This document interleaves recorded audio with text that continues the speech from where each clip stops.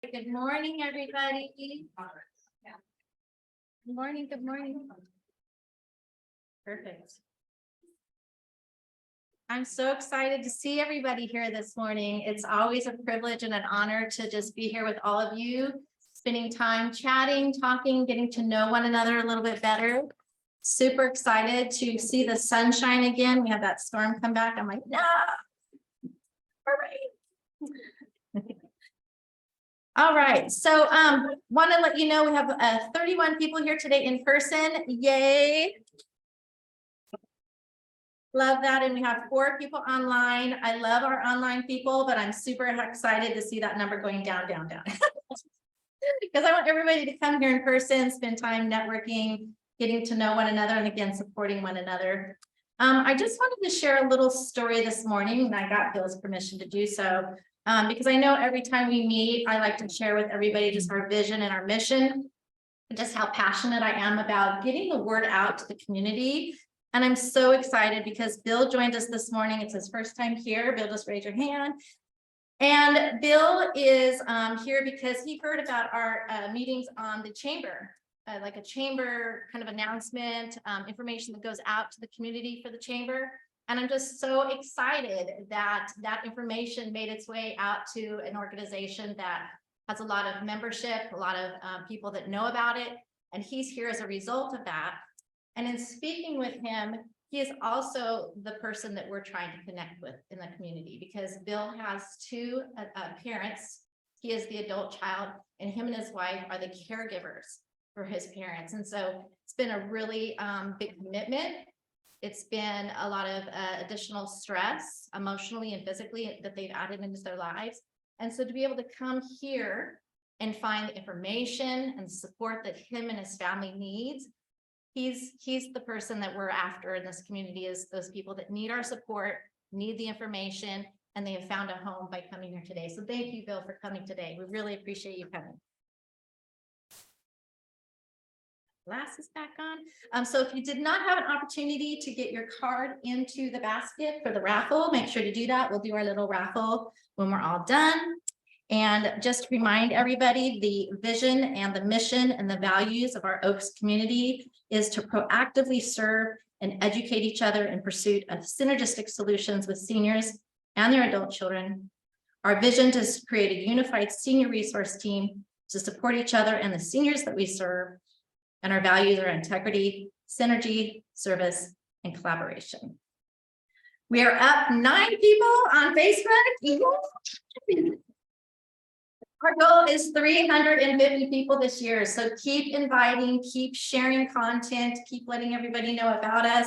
We want to get up to that 350 mark by the end of the year. So 90 more, I think that's the right math. No, we're 91 more, right?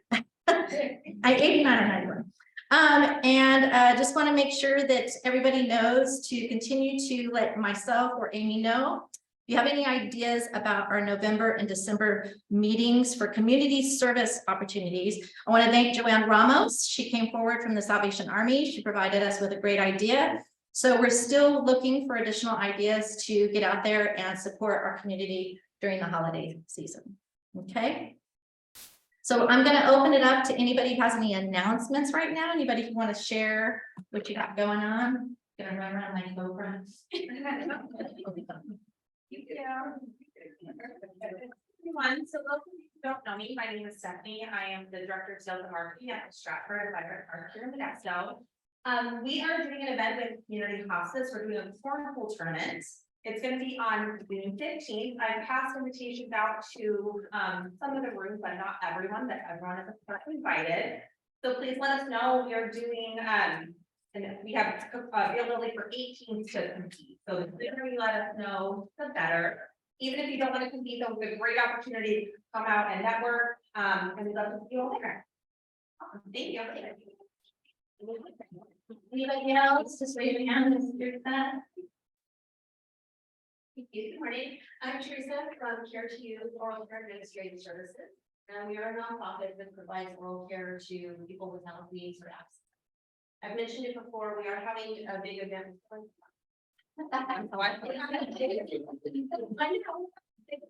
August 19th And it's gonna be out at the Veterans Center on Ash Road. I'm looking for sponsors, donors, anybody willing to help in any way.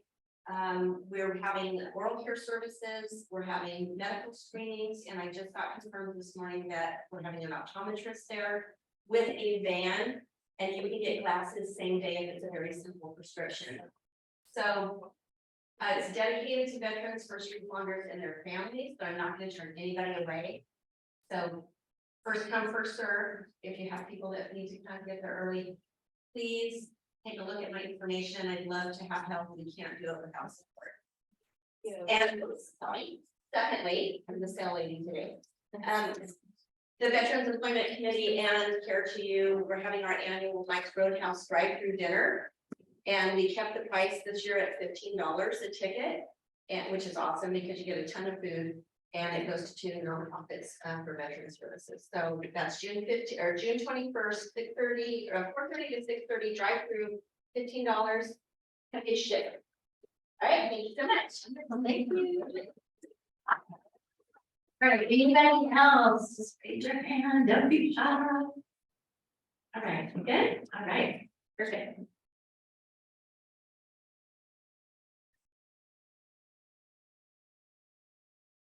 All right, so I am so excited to introduce Mark Jackson. He is our presenter here today from Encompass Health. He's also brought along Maria Reynosa and Lisa Clausen. We want to just thank them for their efforts to share with us about the National Stroke Month and how their facility can assist those in need. So welcome, Mark.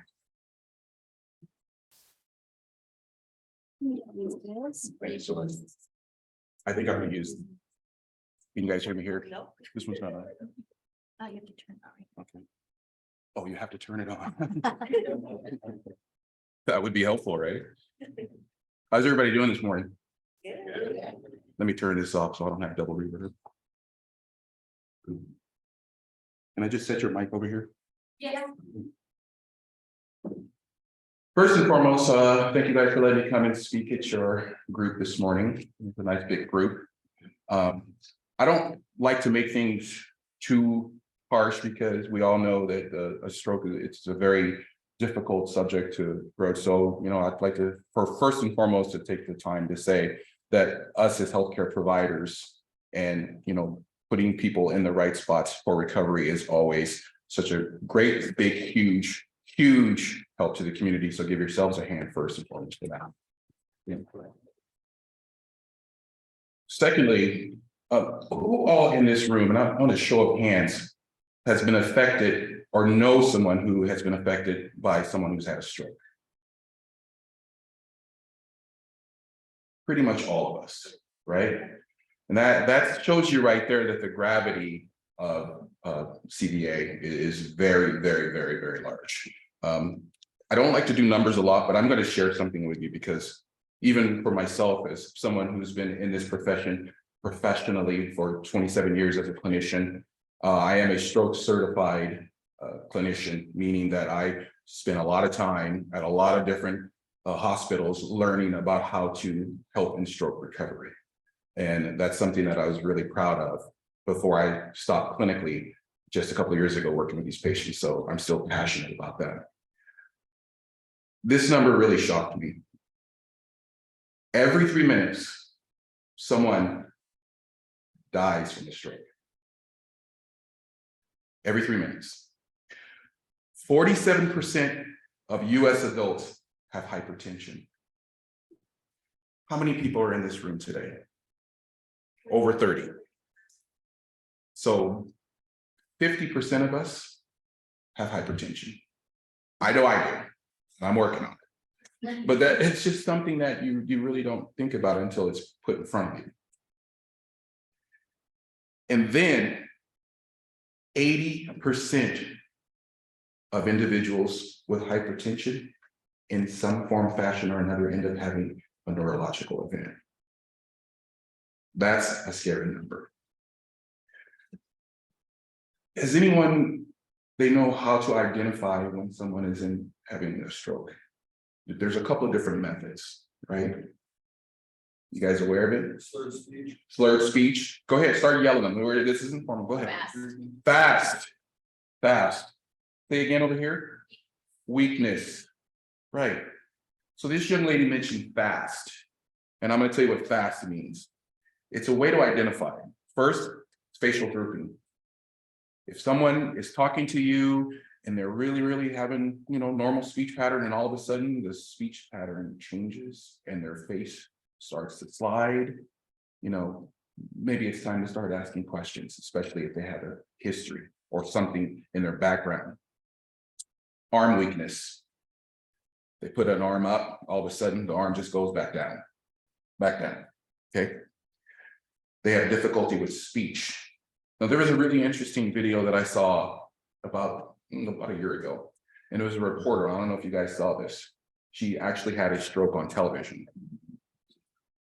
She was speaking to, her microphone and her cameraman, and all of a sudden she just was talking about the event, and she said da da da da da, and she started speaking intelligibly, where her words were like blah blah blah blah blah blah blah, blah, and she thought she was speaking clearly, and the cameraman, thank goodness, recognized that something was going wrong. He cut the tape, went to her, and they realized at that point in time that she was having a stroke.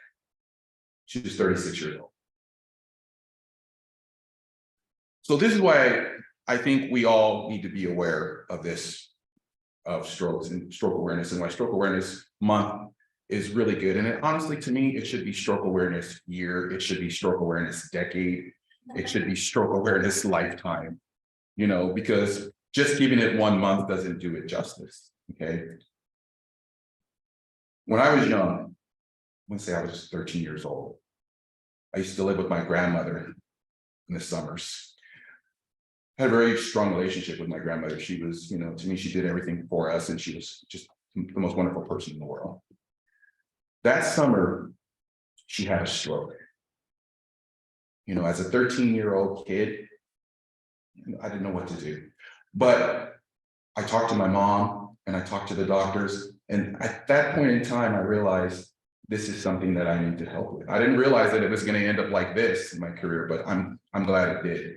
But that was my initial entry into what a stroke was.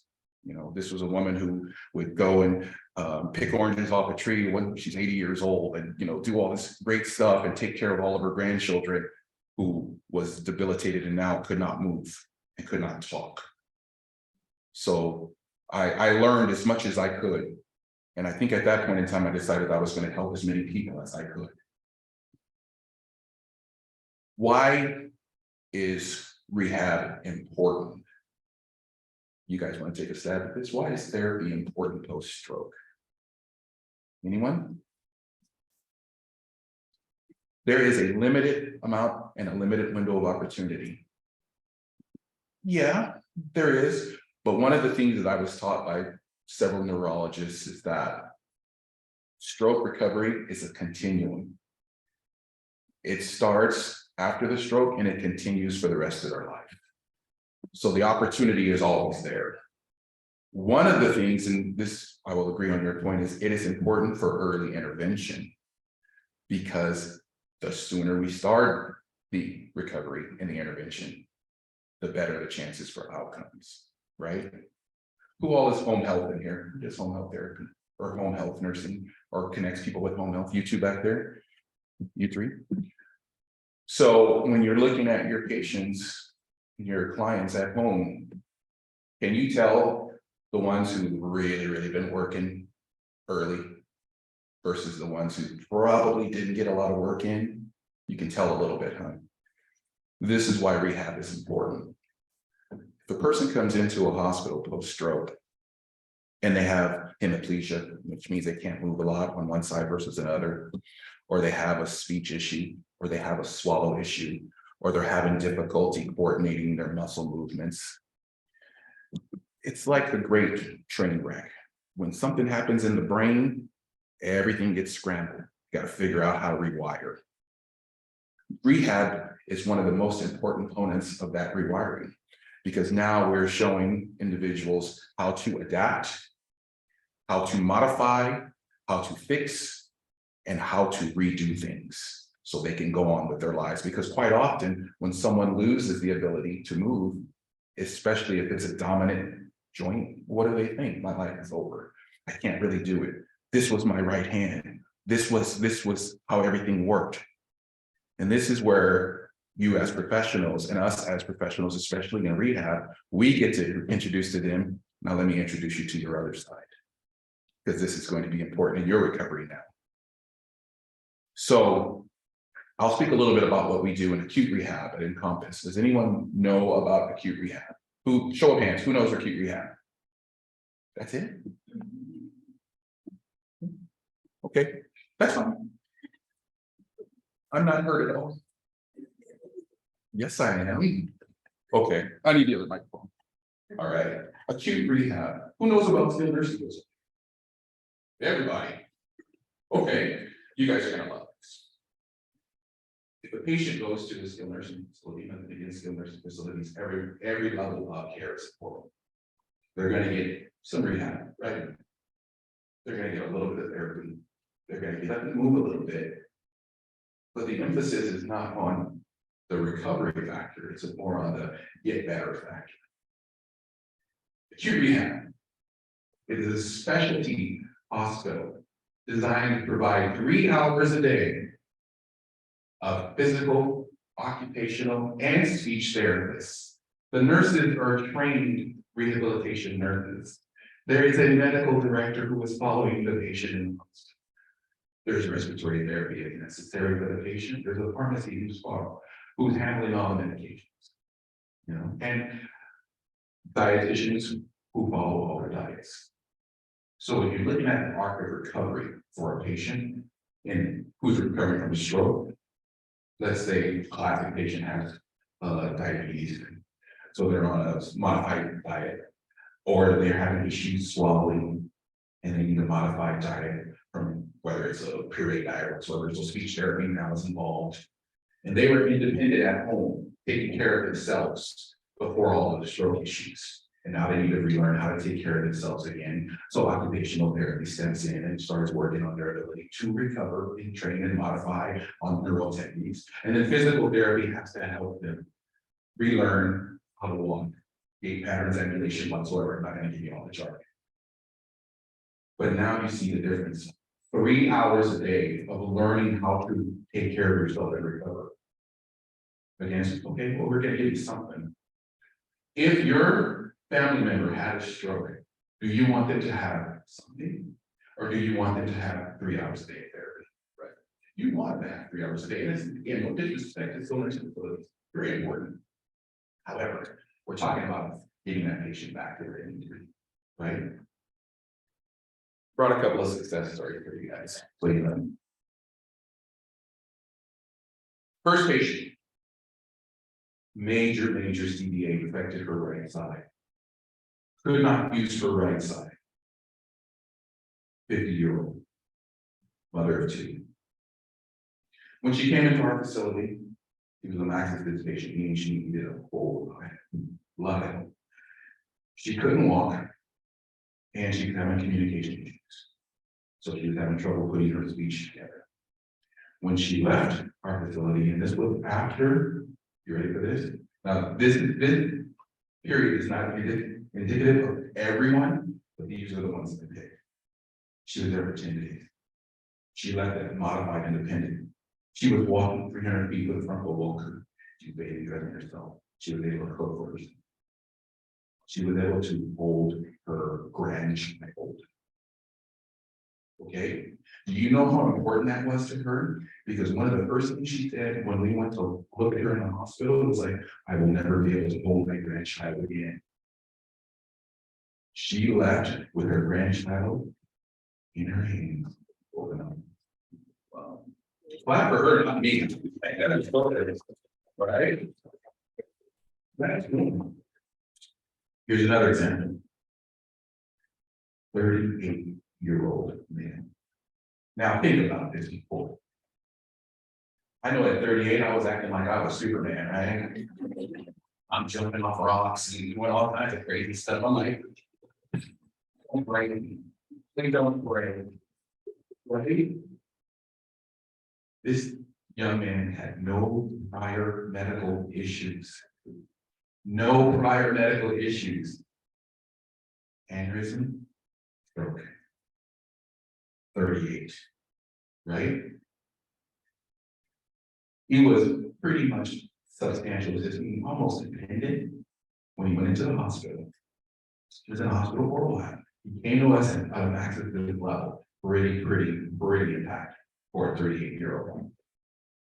2.5 weeks, we extended it because he was doing well. 2.5 weeks, he got to a supervised level of function, meaning he just had to have somebody to watch him. I was able to talk to this young man. You know, he is driving now. Driving. That's crazy.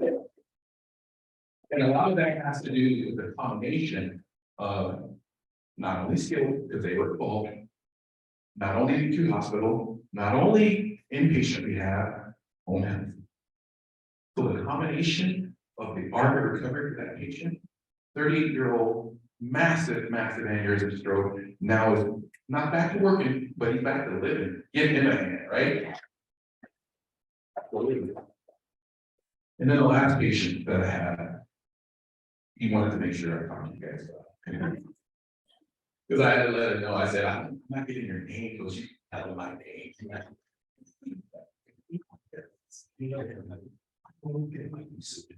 But he's the doctor. He's an optometrist. Still practicing. Very nice man, you know. He was concerned that he wasn't going to be able to help him and complete his practice. You know, because you need your hands and to do your test and you need your vision. That's what this stroke did. It took away his coordination and it gave him what's known as tendinopathy with his vision. So now the optometrist has double vision. He told me, he says, you know, I figured that I would need myself to help myself. And I said, yeah. But he's really deep guy, worked really hard. He did a lot of that too. He was like modest, meaning like 50%. His poor wife was so nervous. She was so nervous, so concerned about being able to have it. And she was like, well, he's got to do this. Get home. I'm like, okay, well, make sure that happens. That being said, fast forward, he is back in the office. He's not seeing his patients, but he's able to assist with his patients, which was a big thing for him.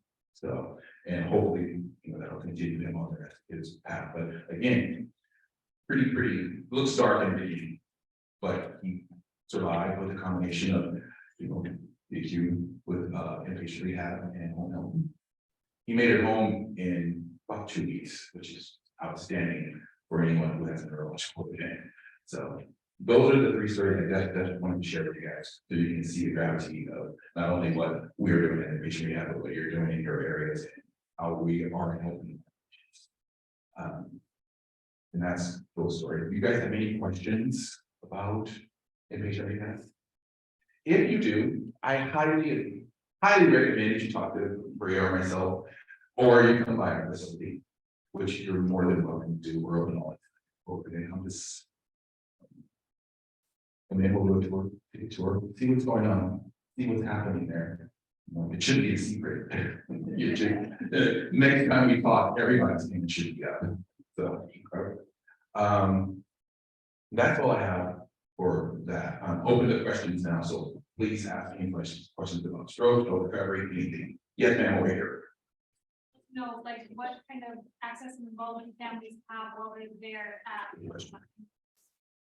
Question was, what kind of access do families have when they're patient with this?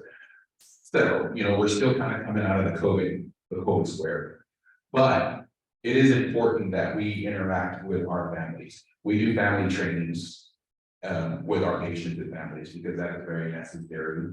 We try to do as many trainings that is required for the family member to feel comfortable assisting the patient. If it takes 1, it's 1. If it takes 3, it's 3. But we do what we need to do. Quite often, we're still not readily open to the gym for family members just to be there. But we're very blessed because we have a gazebo and a huge window the size of that back wall where our family members can watch all the therapy occur. And those who have been there kind of have seen how the setup is. And so it works out pretty well for them. So it's a good question.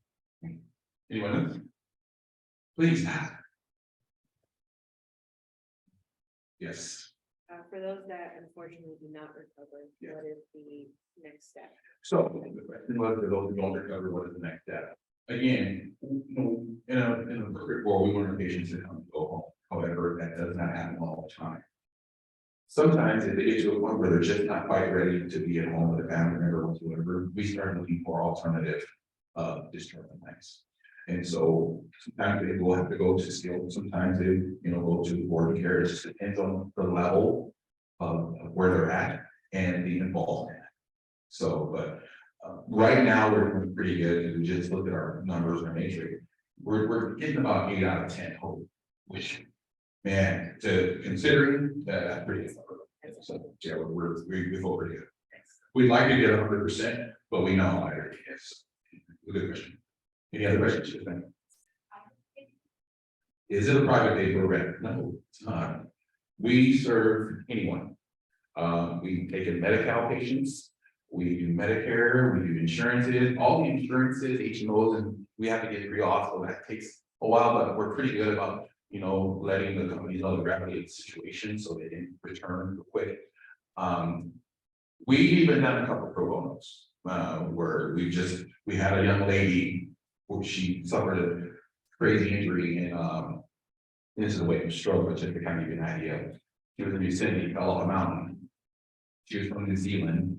And we took her in and we had her for free. So, yeah, we definitely know our role in the community is to help and to provide, so we do the best we can. Good question.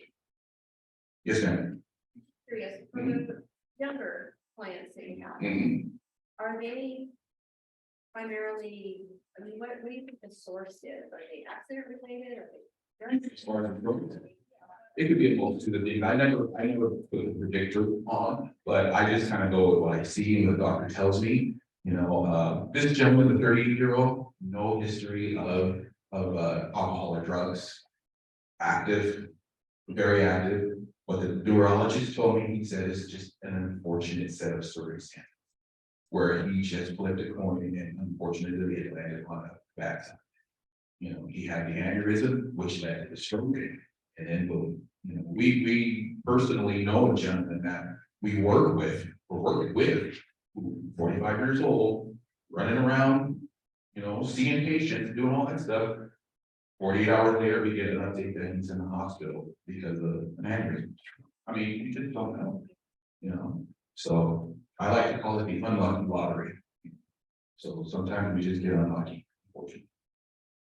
Any other question? Shooting fire, good, we're good. Well, if you don't want to ask them now, I'll stay for a little bit and bring over here for a little bit and we answer any questions about, stroke awareness month, the things we plan, some of the things we do at Encompass, and just to, to kind of collaborate with you guys on how to better serve our community here in the future. Our patients. I appreciate you guys so much for letting me come. I hope this information is good. Hope I didn't bore you to death too much. If I did, it's not my fault. Thank you so much. You guys have a good one.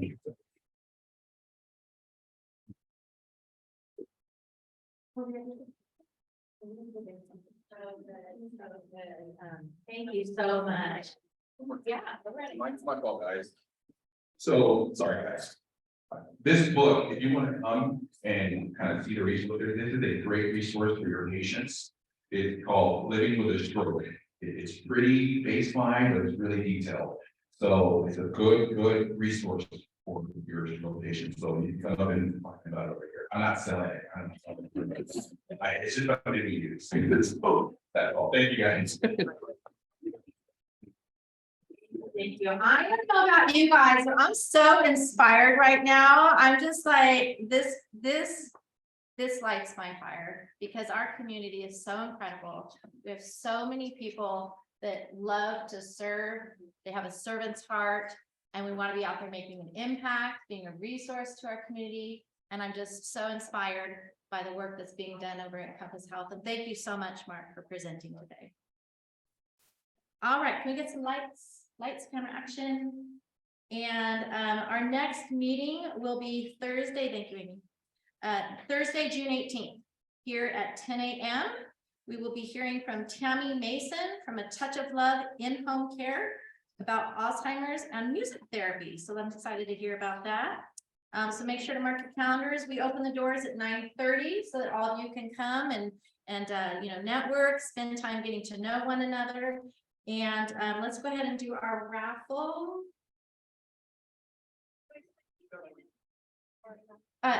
Did I say June 18th? Sorry, there's a. Oh, it's a typo. There's a 1 in front of it. June 8th. Thank you. Thank you, Teresa.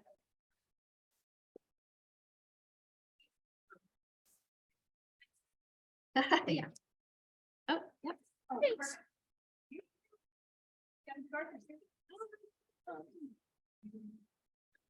All right, first one.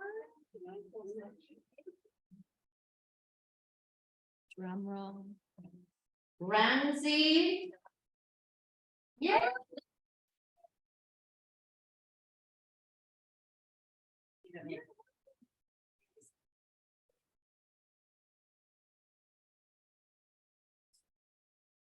Our next winner.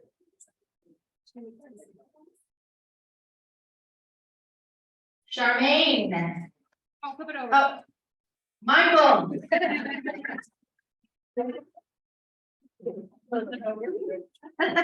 You sure it was.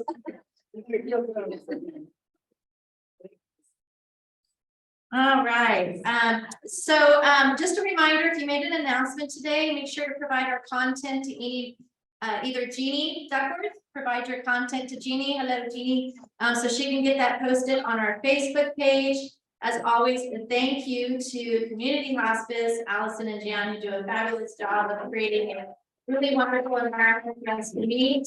And we are looking forward to seeing all of you next month. Come check out our table of information. Have a great rest of your day.